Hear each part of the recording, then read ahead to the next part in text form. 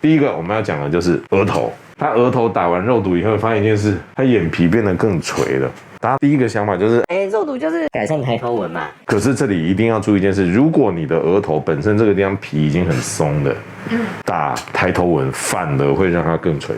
一个只会话术的诊所，不能给你有效的治疗；一个不愿录影的医生，不能承诺手术的真实。记得，没效的才是最贵。想做要找真专业。Hello， 欢迎大家收看《打破医美缪斯》。突然就开始嘞！哎，我们今天讲的题目比较特别一点哦，它很简单，可是呢，很多人有这个疑问哦。肉毒啊，10几年前台湾开始有，刚开始的时候叫液态黄金，一开始打一个抬头纹3万多块台币，真的难以置信，对不对？现在在台湾要找到没打肉毒的人有点困难了，很多人认为它就跟敷面膜一样，是一个必备的一个保养，对啊，它很好用，可是很多人搞不清楚哪些地方不适合打肉毒，或是什么状况不适合打肉毒。接下来我们会讲一系列医美浪费钱系列，不是啊。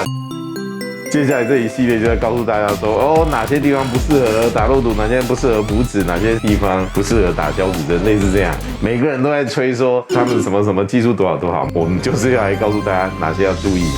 我们为什么可以讲这个东西呢？我本身是颜面重建医学会的理事，我也是心理美容外科的理事，美容医学产业全国联会的理事，微整医学会的副理事长。我的专长是什么？拉皮、脂肪、面部的解剖，刚好就是我的3个专长。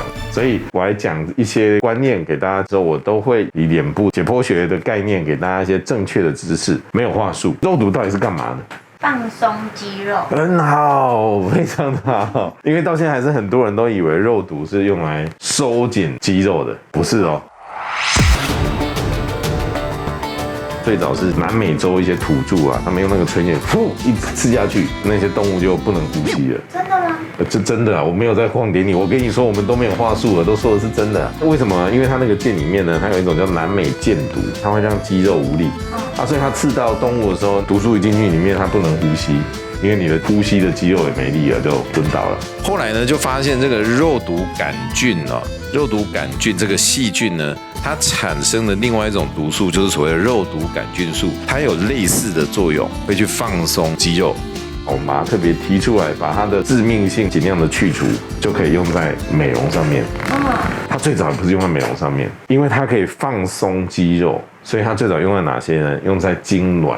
比如说像有一些中风的人啊，都会有一些痉挛，或者是像有一些 cerebral palsy 脑性麻痹，然后他们会有一些痉挛，所以是用在这个上面哦。这几年发现它不只可以放松肌肉，如果我们今天把这个肉毒打在很浅很浅的表皮，它可以让你的真皮层变得比较紧致，有没有很特别？肉毒它等于有2个极端的作用，一个是放松肌肉，一个是让你的皮肤变得比较绷。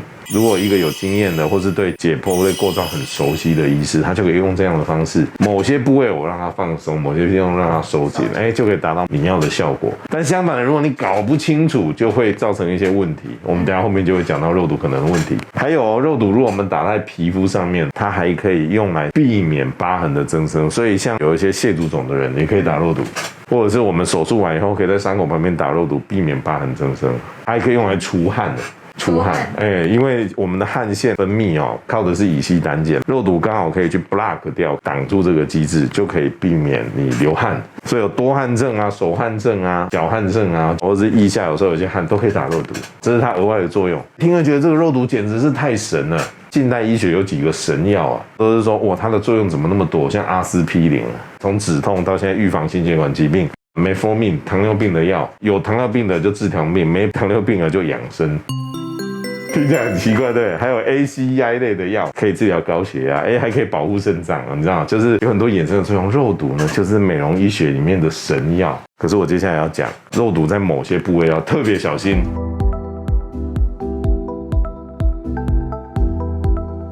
我接下来这些图片因为我自己对构造比较了解，比较少发生这种状况，所以我这些照片都是我们从教科书上面或者是国外的网站，我用他们的照片来解释。第一个我们要讲的就是额头，他额头打完肉毒以后，发现一件事，他眼皮变得更垂了。大家第一个想法就是，肉毒就是改善抬头纹嘛。可是这里一定要注意一件事，如果你的额头本身这个地方皮已经很松的，打抬头纹反而会让它更垂。为什么？我们刚刚说肉毒它的作用就是放松肌肉，所以你放松这里的肌肉以后，这里的皮就会掉下来，你会美感更厉害。很多一听还得了啊！我不就是因为这里松了，所以才有皱纹，他要去打抬头纹，怎么打会变得更垂？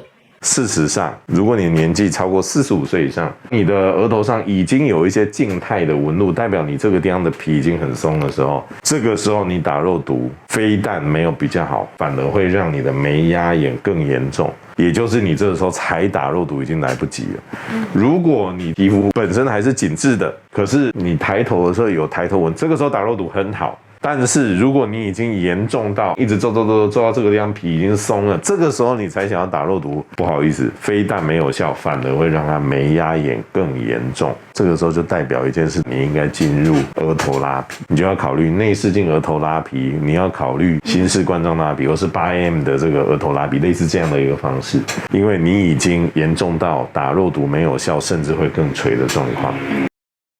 很多人他抬头纹很靠近我们的眉毛，一直都很靠近这一区，这个时候如果你打抬头纹就有风险。大部分人抬头纹都是上面这一区，靠近发际这一区，但是有少部分他的抬头纹呢是靠近眉毛这一区。如果你打在眉毛上面1.5公分以内的区域，眼皮就垂下来。这跟我们的解剖学构造有关，因为我们的眉毛上面1.5公分这个地方呢，它是有一个缝隙可以通到眼睛的。如果你想知道这个正确解剖构造欢迎我可以跟你讲得很清楚啊，不过我就不讲得那么复杂了。我们节目其实很多医生看，然后如果你是乔老师医师，你想知道你就私讯我好了。这个1到1.5公分这个地方，如果你打肉毒你没打好，很容易肉毒就会跑到眼皮这个地方来，就会造成你的眼睑下垂。所以如果是没有经验的医师，一般我们都会建议这一区是不要打的。再讲一次眉毛上方1到1.5公分这一区尽量不打。如果你真的要打，你要很有经验的医师，对构造要很了解的医师，不然你没有拿捏好那个深度，就很容易造成眼皮更垂。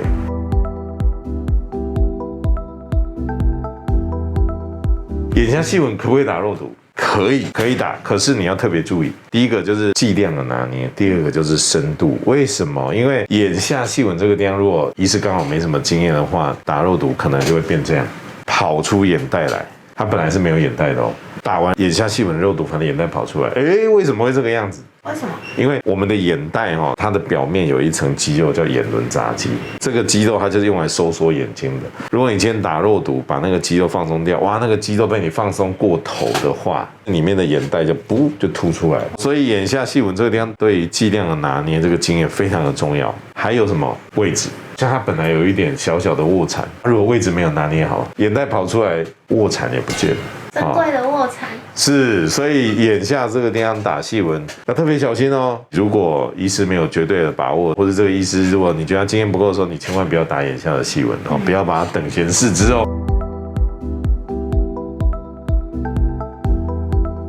再来咬肌，我之前有一集节目我聊这个问题，就有人在说咬肌打完以后，脸变得更垂了，法令纹变明显，然后脸变得比较松弛，这个很常见什么状况你要特别注意这件事？一样超过45岁的时候，或者是你40岁的时候，你脸如果是比一般人松一点，你要特别注意。为什么我们的咬肌来，我们同事拿给我一下，我们咬肌它长在骨头的后面这个地方。如果你在打的时候，你打过头了，哇，好棒脸变小了，可是它的支撑也变少了，这个时候就有可能怎么样？你的皮可能就往下滑，你深层的甲子链往下掉。这会造成你的嘴边要变得更严重，甚至你的法令纹都会受影响。有的人就是问说，那如果我发生这种事情，我是不是隔一阵子肉毒的效果没了，它就会弹回来？不一定，要看如果你今天是浅层的问题，你的咬肌慢慢膨胀长回来的时候，等你这又撑起来的时候，的确滑下去的皮肤又会慢慢被你拉上来。肉毒的效果没的时候，慢慢就好了。可是如果你今天掉下去的是深层的甲子链，哇，它就回不来了。所以要特别注意，尤其是如果你本来已经脸有一些松弛的人，打咬肌要特别注意，可能会更严重。这种状况我会跟客人讲，我先帮你拉线，再打咬肌，就不用担心它掉下来。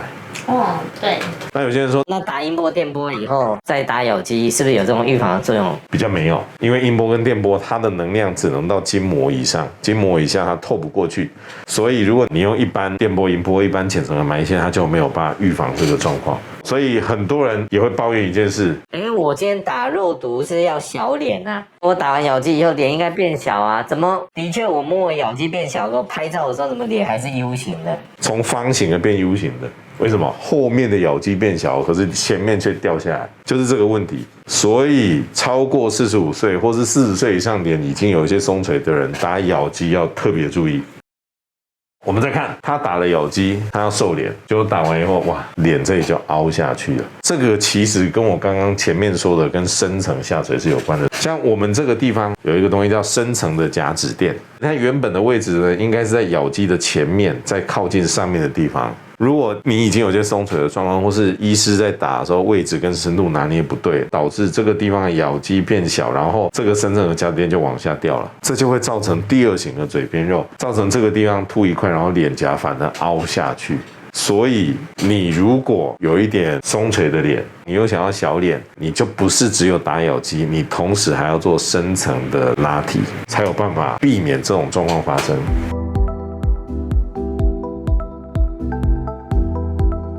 还有人问法令纹可不可以打肉毒？鱼尾纹可以打肉毒吗？皱眉纹可以打肉毒吗？抬头纹可以打肉毒吗？墨纹可不可以打肉毒？墨纹比较少吧。墨纹也可以哦，墨纹你看我们脸上所有的纹路形成有3个原因。有兴趣去看我之前的节目哦。脸上所有的纹路形成，有的人是因为松弛跟下垂，有的人是因为流失跟凹陷，有的人是因为肌肉拉扯。墨纹一样，有的人墨纹的形成是因为嘴边肉压出来的，有的人是因为局部流失，有的是因为肌肉拉扯。什么叫做肌肉拉扯的墨纹？大家想知道吗？大家看一下，这个就是肌肉拉扯出来的墨纹。世界首富，他可能常常很不爽，他的降口角肌一直往下拉，所以他的墨纹就是打肉毒非常有效的。那法令纹呢？法令纹可不可以打肉毒？可以吗？你突然有点怀疑自我。对，我们有时候也会打一样哦。法令纹的形成一样有3个原因。大家有兴趣可以再去看我们这一期节目哦。这一期节目讲得非常的清楚，法令纹一样有3型：下垂型、凹陷型跟肌肉型。肌肉型的法令纹的确也可以打肉毒，可是要特别注意一件事，我们来看这是一个案例，它就是属于肌肉型的法令纹，它打了肉毒以后，它的嘴巴就这样子掉下来了。为什么呢？因为肉毒的剂量用过头了，深度也过头了，所以就导致它的嘴唇就掉下来了，有点像什么？本来是这样哦，被小那种嘴。所以法令纹可不可以打肉毒？可以，可是一样要对脸部的解剖构造非常熟悉的医师才能打，而且有的人是不能打的。一样什么状况？你本来就已经有法令纹啊，你苹果肌已经有下垂的人，你打肉毒，你的苹果肌会下垂的非常严重。所以有苹果肌下垂的人一样不能够打肉毒，是不是跟我刚刚说下半年一样？已经有下垂的人打咬肌会更垂，要特别注意。所以我今天给大家分享的这些案例就是，肉毒我们很好用，非常好用，神药。可是不是每一种人都适合打，也不是每一种位置都适合打。最后要提醒大家一件事，还有一种状况不适合打肉毒的。什么状况？如果你有重症肌无力的人。重症肌无力人是不能打肉毒的，因为你原本呢肌肉力量呢就会受到抗体的影响，比较没力。如果再打肉毒，就有可能会造成非常剧烈的无力。所以在我们诊所打肉毒，我们都会问他你有没有重症肌无力的问题，小心驶得万年船。因为我们都希望变美，我们不希望有问题。今天跟大家分享的就是这个概念哦，因为不仅没效才是最贵，产生问题才是最衰。这个是新的口号。